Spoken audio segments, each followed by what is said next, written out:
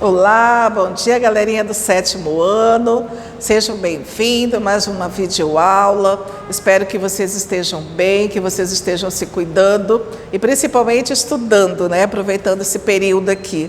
Então, nós vamos mais uma aula dar continuidade ao conteúdo, né? Que nós começamos falando sobre o processo de urbanização e nós vamos estar falando hoje sobre as indústrias no Brasil.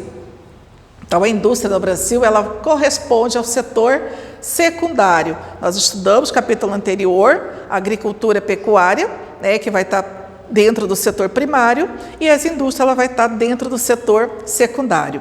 E ela vai ser responsável pela transformação de matérias-primas para a produção de mercadorias. Então, de acordo com as suas características, né, em relação à forma de produção e as mercadorias produzidas, elas podem ser classificadas em 3 categorias. De que eu estou falando? Das indústrias. Então, nós vamos ter 3 tipos, né, 3 categorias de indústria. A primeira dela, a indústria de base.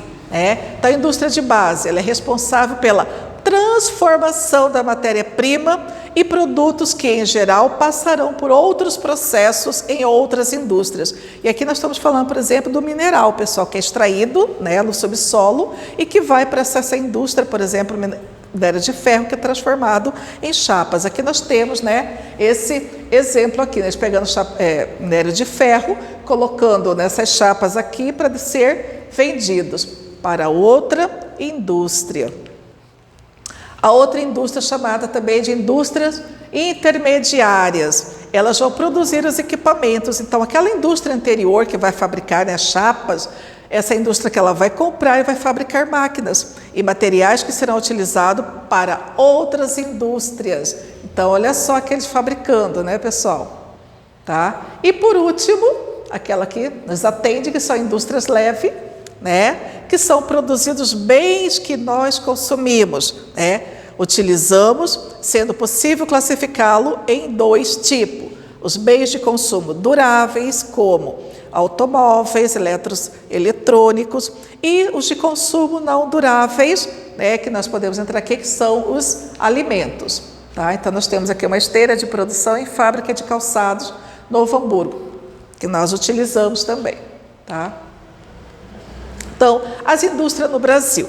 Então, a participação desse setor na economia foi ampliado após 1930, onde nós tivemos o governo de Getúlio Vargas, né, que foi eleito por essa categoria e que deu esse impulso, porque até então o Brasil só era agroexportador.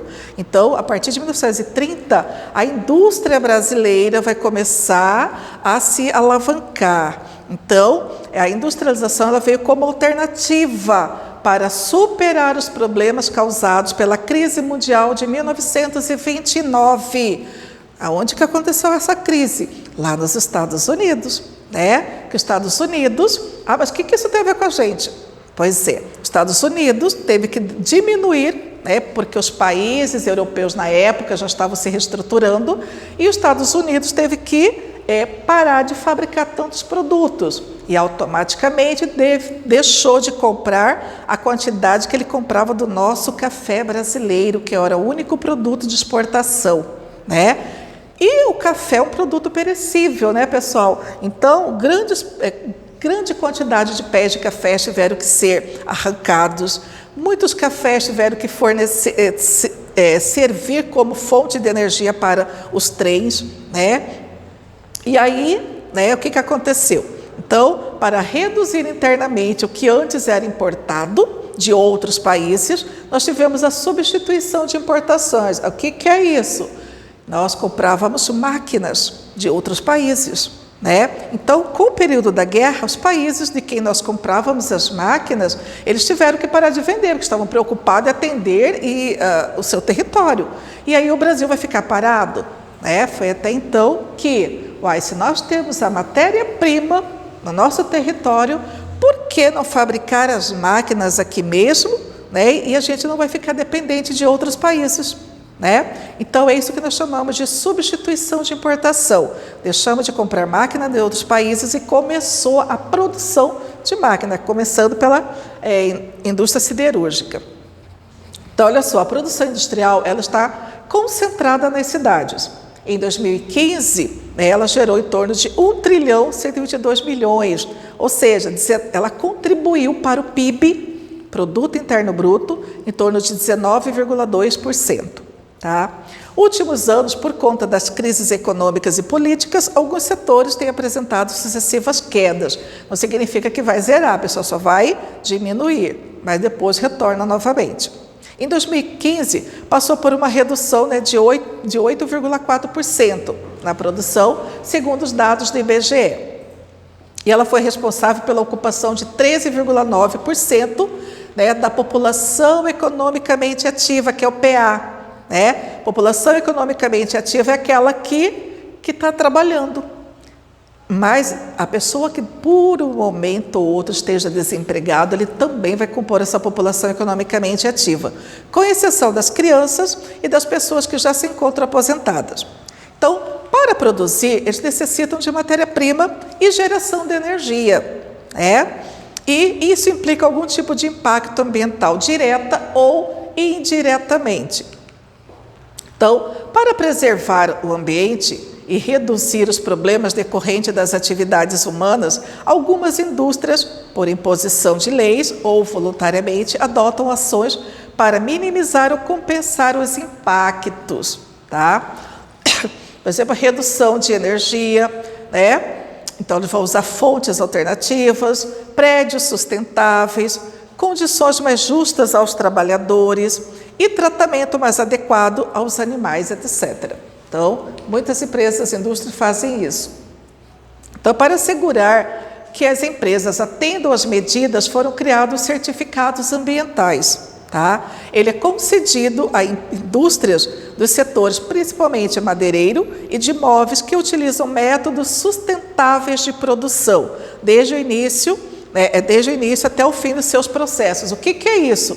Significa que eu vou pegar, já que está atendendo a indústria madeireira, então eu vou derrubar árvores, mas árvores que foram plantadas. Eu não vou simplesmente ter a floresta amazônica cheia de madeiras de lei, mogno, cerejeira, peroba, gelim, e vou tirar. Não, eu vou produzi-las e depois vou estar explorando. Tá? Então, essas empresas, essas indústrias recebem esse selo, que é esse selo aqui, pessoal. Então, você pode consumir, porque é lógico que ela é mais vai despender mais, pessoal, porque vai ter pessoas trabalhando, Então há necessidade de a gente estar dando esse estímulo e, de repente, vai ser um pouquinho mais caro do que ele chegar na natureza e retirando sem ter que pagar nada para ninguém, Mas aí você não pode estimular esse consumo, tá? E como que se encontra essa distribuição espacial das indústrias no Brasil? Onde que elas estão centradas? Por que está essa concentração, por exemplo, na região sudeste no Brasil? Então, a distribuição das indústrias, ela revela uma forte tendência para a concentração. Então, essa tendência é resultado de um processo histórico que envolve diferentes situações. No caso do Brasil, pessoal, que é o nosso foco, ela está concentrada principalmente na região sudeste, porque era lá que nós tínhamos as produções de café. Então, é lá que nós já vamos ter uma malha férrea construída, que vai estar levava o café das fazendas até os portos, Então, nós vamos ter essa malha férrea existente lá. E justamente os antigos coronéis que tiveram que se reinventar. Ao invés de continuar investindo em café, então, o que aconteceu? Aconteceu um tripé, pessoal? Nós vamos ter investimento desses antigos coronéis, que vai estar investindo, dinheiro do governo e empresários estrangeiros. Então, é o que nós chamamos de tripé, deram o pontapé para o processo de industrialização. E justamente nesses locais onde já existia, lógico que esse quadro aqui já é de 2013, pessoal? Então, mas percebam que a concentração industrial, o número de empresas, elas vão estar mais concentradas na região sudeste. Mas nós vamos ter algumas esparramadas de menor porte ao longo do território.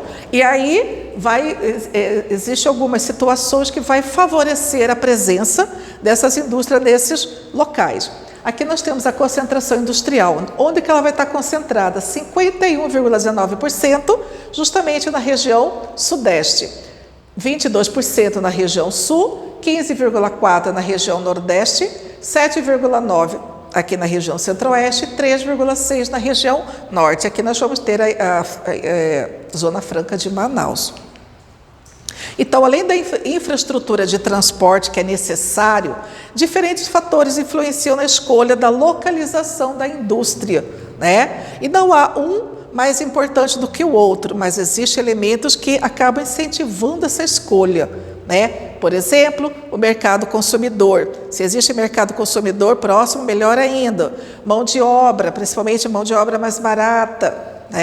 Incentivos governamentais, que são os impostos, né, pessoal? O governo costuma dar 20, 30 anos de isenção de impostos, né, para as indústrias se instalarem. Isso é vantajoso para a indústria.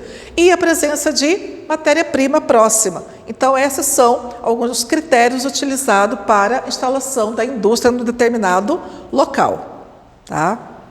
Beijo no coração de cada um de vocês. Próxima aula, vamos estar falando da infraestrutura.